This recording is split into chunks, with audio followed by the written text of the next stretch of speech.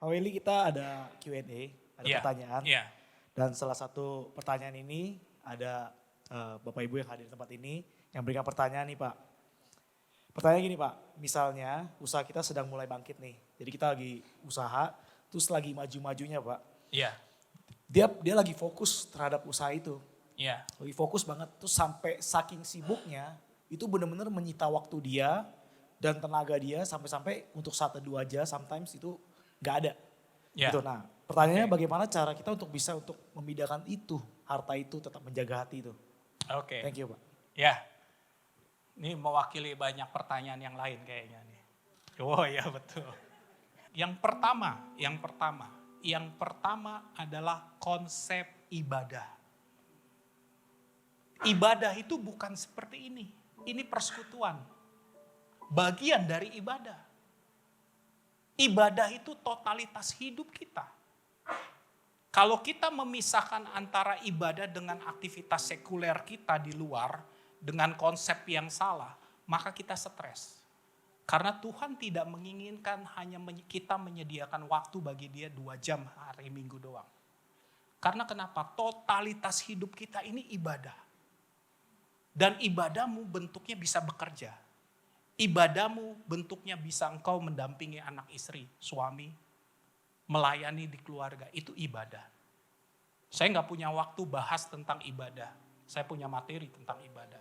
Tapi yang saya mau bilang adalah kita harus redefine, mendefinisikan ulang ibadah dalam hidup kita. Kalau kita salah mendefinisikan hal-hal basic dalam hidup kita, berantakan.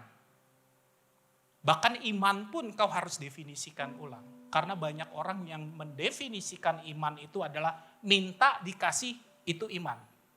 No. Iman itu minta nggak dikasih tapi tetap percaya, itu iman. Masalahnya kita selalu sering melihat orang yang sakit minta sembuh, sembuh maju ke depan. Dari mimbar dia bilang saya disembuhkan. Wah imannya kuat. Nah itu salah. Iman itu seperti Sadrak, Mesak, Abednego.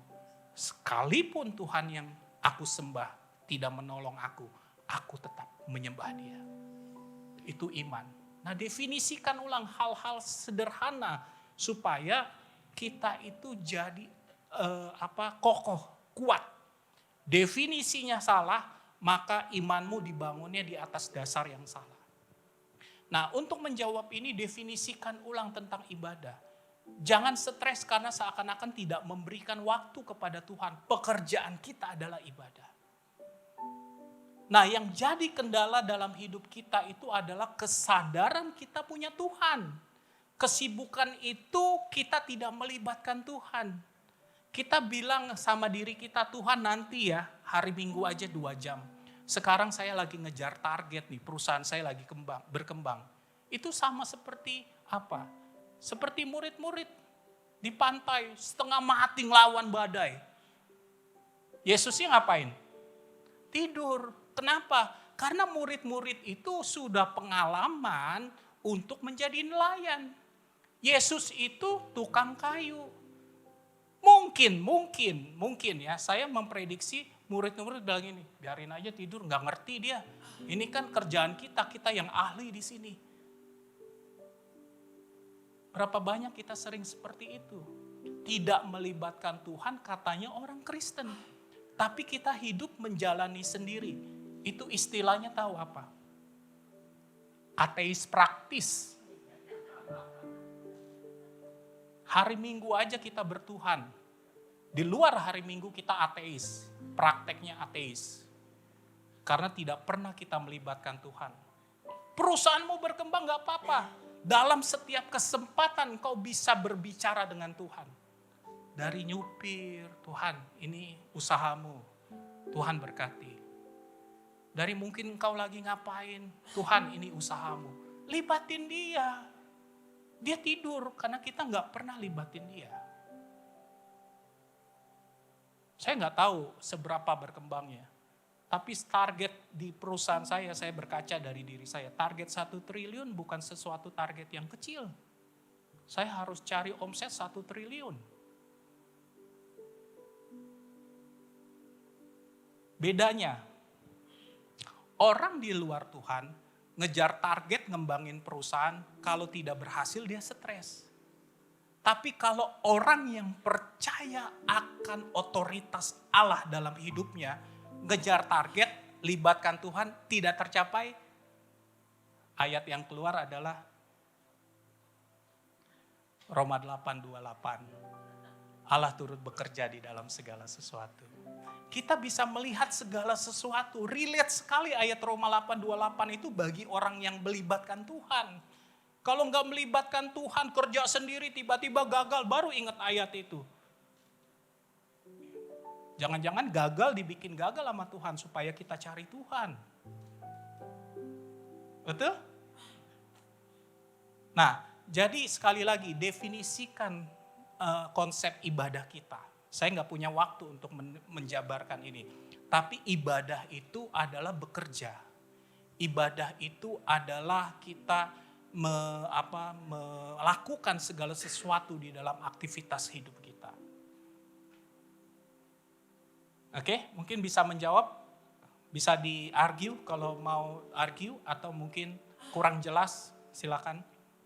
Oke, baik. Berarti kalau kita pahami untuk konsep ibadah sendiri, berarti keseharian kita tuh udah ibadah ya Pak? Iya. Berarti dengan kata lain, saat teduh itu bisa kita lakukan dimanapun kita Dimanapun. berada, sekalipun kita sedang Iya. nyetir atau apapun gitu ya Pak? Ya, boleh saya tambahin sedikit ya. Silakan Pak. Aturan yang kita bangun untuk diri kita kadang jadi beban.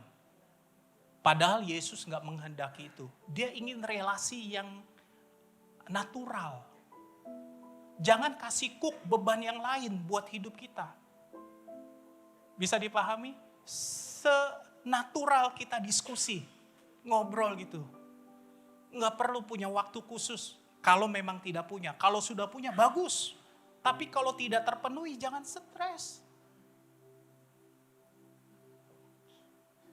Bisa dipahami? Saya tidak mengajarkan kita untuk tidak punya waktu khusus. Bukan, itu bagus.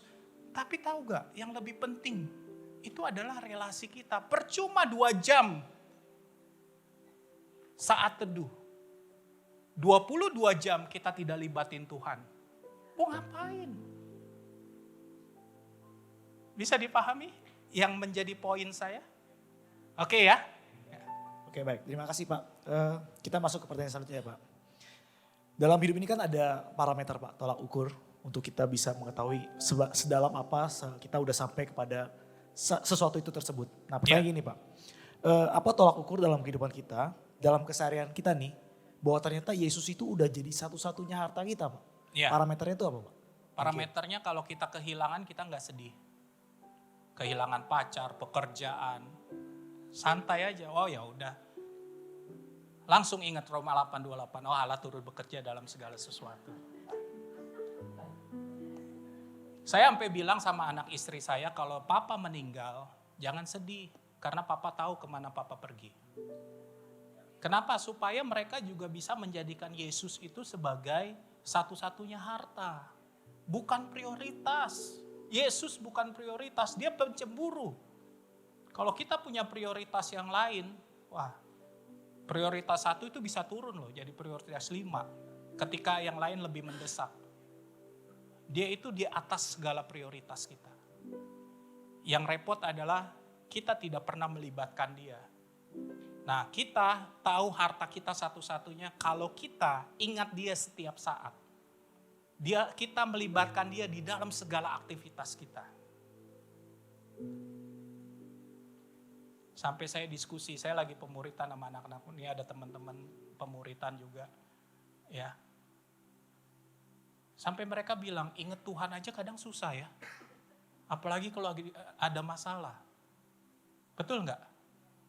Ingat doang, nggak ngapa-ngapain. Ingat kalau saya, oh ya saya kan punya Tuhan ya gitu loh. Itu aja susah.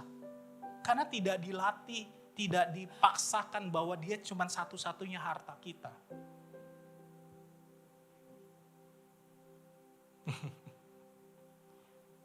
Oke? Oke, thank you Pak. Ya. Masih ada 2 pertanyaan terakhir Pak. Oke, 10 nggak apa-apa, yuk. Oke, pertanyaan selanjutnya. Nah, bagaimana cara kita memindahkan hal yang berharga ini kepada Tuhan? Langkah praktikal ya Pak.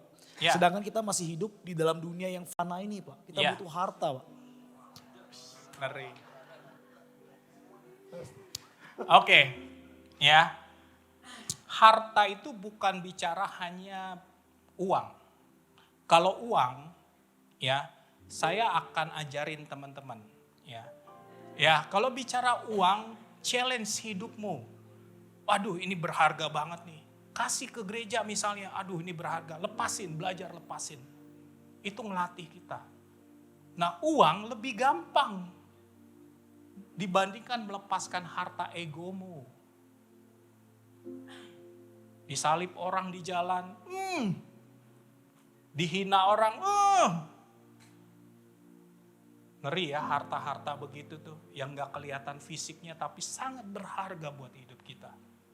Gak boleh kesinggung sedikit,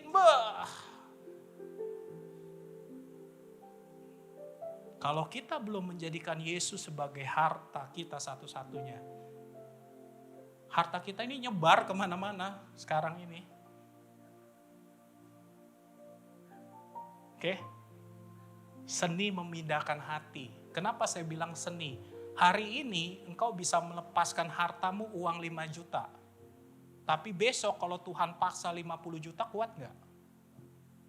Belum tentu. Kalau besok 50 miliar kuat gak? Paham maksud saya? Belajar tentang memindahkan hati ini itu adalah pelajaran seumur hidup. Apa yang kita lepaskan hari ini, besok dia bisa datang lagi. Bisa menjadi sangat berharga lagi buat hidup kita. Padahal dulu pernah kita lepasin. Ini sudah tidak kita anggap berharga lagi. Oke? Ya. Oke baik, kita masuk ke pertanyaan terakhir nih Pak. Oke, sebagai orang yang baru pertama kali mendengar tentang hati yang baru, orang ini sangat tertarik untuk bisa menjadikan Yesus satu-satunya harta dalam kehidupannya.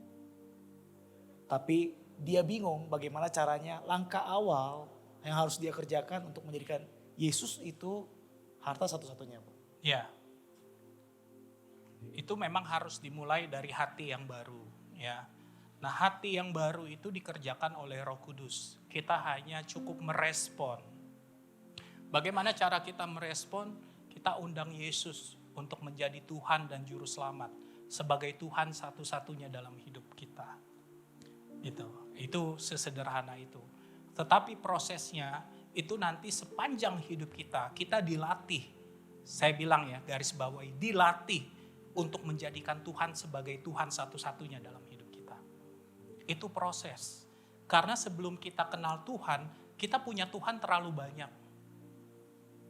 Ya.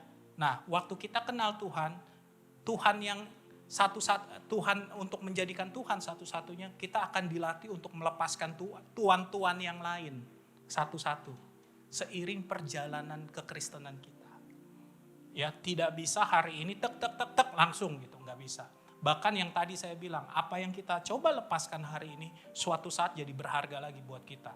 Kalau kita tidak menjaga diri kita, tidak menjaga relasi kita dengan Tuhan. Saya dilatih melepaskan 1 juta, melepaskan 5 juta, sampai puluhan juta, ratusan juta. Saya dilatih. Yang belum ratusan miliar aja. Semoga saya bisa lepasin juga ratusan miliar. Artinya apa? Di situ kita akan lihat, harta gini. Nah, konsep-konsep seperti ini teman-teman, Bapak Ibu, Saudara-saudara harus diperlengkapi dengan konsep yang lain. Pemahaman tentang kekristenan. Supaya mengerti kekristenan itu beruntung buat kita kalau kita proyeksikannya kepada kekekalan. Kalau proyeksinya hanya sampai 70 tahun, 80 tahun masa hidupmu, rugi ikut Yesus, jangan ikut Yesus. Dia proyeksinya harus kekekalan. Kalau tidak kekekalan, kita rugi. Mendingan cari dukun yang bisa bikin kaya cepat.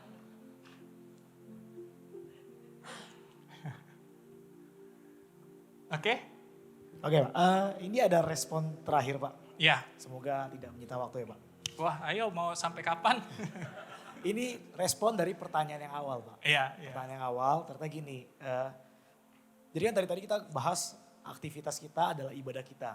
Pekerjaan kita ibadah kita. Dimanapun kita berada kita bisa beribadah kepada Tuhan. Iya. Nah sedangkan kalau kita lihat realnya, kita kenapa butuh yang namanya komunitas, kita butuh saat teduh, Betul. supaya kita bisa menghadapi pencobaan, kesusahan, ada dukungan dan lain-lain Pak. Betul. Nah maksudnya gini, apakah dengan tadi kita udah konsep ibadah itu cuma bekerja doang, sedangkan orang tersebut benar-benar sibuk banget sehingga dia nggak punya waktu untuk komunitas, saat teduh, dan lain-lain. Jadi apakah dengan kita memahami konsep ibadah itu adalah keseharian kita, itu udah cukup menjadikan kita kuat Pak Nah, untuk menjalani hidup. ya ini tadi kelewat ya. Thank you. Oke.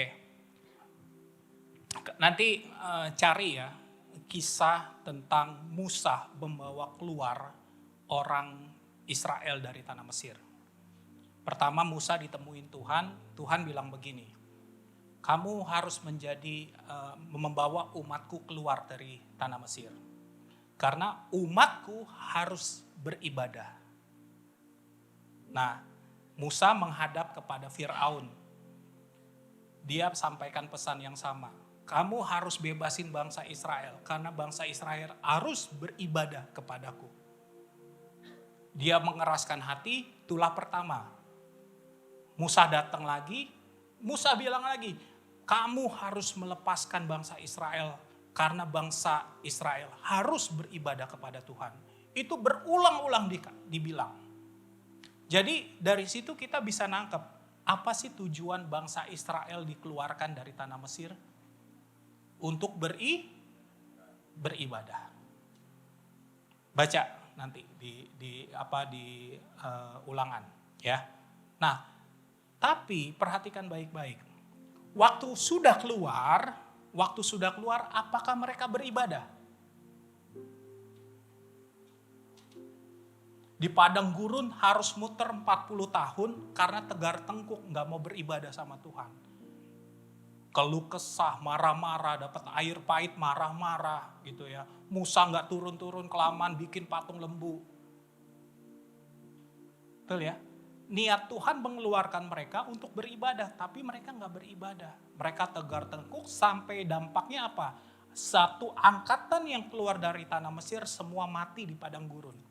Yang masuk ke tanah perjanjian hanya generasi-generasi yang baru. Tetapi perhatikan baik-baik, ketika sudah sampai tanah perjanjian, muncullah satu ayat yang fenomenal yang dikeluarkan oleh Yosua.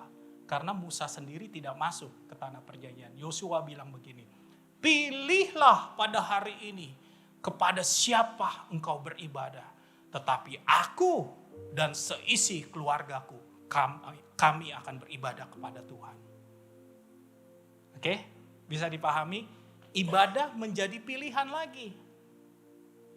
Ibadah menjadi pilihan di situ. Yosua nggak bilang kamu harus beribadah, enggak, pilih. Malah ketika sudah sampai tanah perjanjian disuruh pilih, silakan mau beribadah kepada siapa. Artinya apa? Butuh kedewasaan untuk memahami kita ini mau beribadah sama Tuhan apa enggak. Jangan kesibukan dijadikan alasan, oh ini kan ibadah gara-gara dapat konsep yang tadi gitu ya. Nah ibadahnya itu di perjanjian lama menggunakan kata abad. Bahasa Ibraninya itu abad. Nah abad ini bisa diterjemahkan sebagai ibadah, bisa diterjemahkan sebagai usaha, bisa diterjemahkan sebagai pekerjaan. Nah kata abad pertama kali muncul ketika Tuhan memberi tugas kepada Adam dan Hawa. Usahakanlah taman ini. Usahakanlah di situ pakai kata abad. Oke? Itu pakai kata yang sama dengan ibadah. Nah, jadi kita dibutuhkan satu kedewasaan untuk kita mengakui kita sedang beribadah. Bukan hanya alasan untuk tidak ke persekutuan. Oke, itu satu ya. Nah, yang kedua, kita secara pribadi tidak punya kemampuan untuk terus berjalan secara konsisten di dalam iman kita. Karena kita akan mendapatkan bahwa kita itu lemah. Kita itu nggak bisa. Persekutuan kita perlukan untuk kita menopang. Kalau kita lemah, yang satu menguatkan karena dia lagi kuat. Tapi yang menguatkan kita bisa jadi lemah loh. Disitulah kita menguatkan. Itu gunanya ibadah. Dan ditambah satu lagi.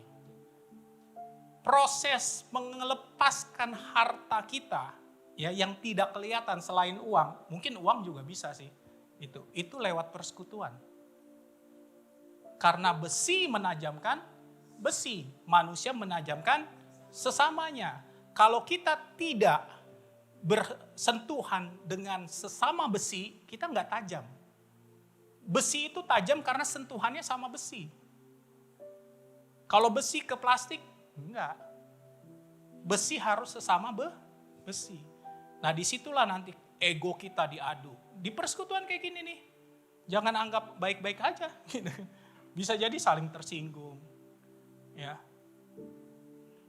Tapi bisa jadi diajar untuk melepaskan uang juga. Biar gak selek, pinjam dulu cepet. Gitu. Kan ada aja yang gitu kan. Ya jangan tinggalkan. Nah saya bilang sama teman-teman yang pemuritan, kenapa kita perlu? Karena kita tidak bisa berjalan sendiri. Di grup WA saya punya 2 grup WA yang khusus pemuritan.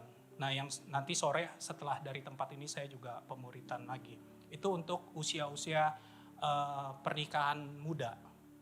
Ya, young couple fellowship. Itu. Nah, kami bentuk nama WA grupnya apa? Teman seperjalanan. Kenapa? Kami itu lagi sama-sama jalan. Nih perhatikan baik-baik ya. Kita, Yesus bilang ikutlah aku. Dia ajak kita kemana sih? Kalau orang ngajak kan harus ada tujuan dong. Masa ayo ikut saya kemana? Nggak tahu gitu kan, nggak. Ada tujuan, kemana dia bawa kita? Dia bilang begini, akulah jalan, kebenaran, dan hidup. Tidak ada seorang pun sampai kepada Bapa kalau tidak melalui aku. Ketika dia bilang ikutlah aku artinya apa? Ayo yuk ke Bapa kita yuk. Keren ya? Nah untuk sampai kepada Bapa kita harus jalan, punya teman-teman seperjalanan. Karena jalannya terjal dan jauh. Kalau mau jalan cepat, jalan sendiri. Kalau mau jalan jauh harus ajak teman. Supaya bisa ngobrol. Gak terasa, udah sampai di rumah Bapak kita. Kami sebut grup WA-nya teman seperjalanan. Karena kami sama-sama lagi mau pulang ke rumah Bapak. Di perjalanan itu kami sama-sama belajar. Kami sama-sama mengingatkan, ayo apalagi yang belum kita lepaskan. Perlu. Alasan aja kalau bilang sibuk, sibuk sampai gak ibadah mah kelewatan. Sampai gak persekutuan mah kelewatan gitu ya. Ya ini hanya masalah ini aja, konsep diri. Ya jangan cari alasan. Saya kalau pas memang ada ini langsung saya atur jadwal meeting saya. Oke, tahu nih Selasa malam nanti akan ketemu teman-teman pemuritan. Saya atur, sore saya udah gak ada meeting lagi. Saya bilang sekretaris, ya ini saya udah ya selesai sampai jam ini. Sore saya gak ada, saya kosongin. Oh udah. Bisa kok diatur. Gak tahu kalau saya sih dikasih 24 jam. Bapak Ibu gak tahu dikasihnya berapa jam. Mungkin beda kali gitu kan, saya gak tahu gitu. Oke. Oke baik, terima kasih Pak.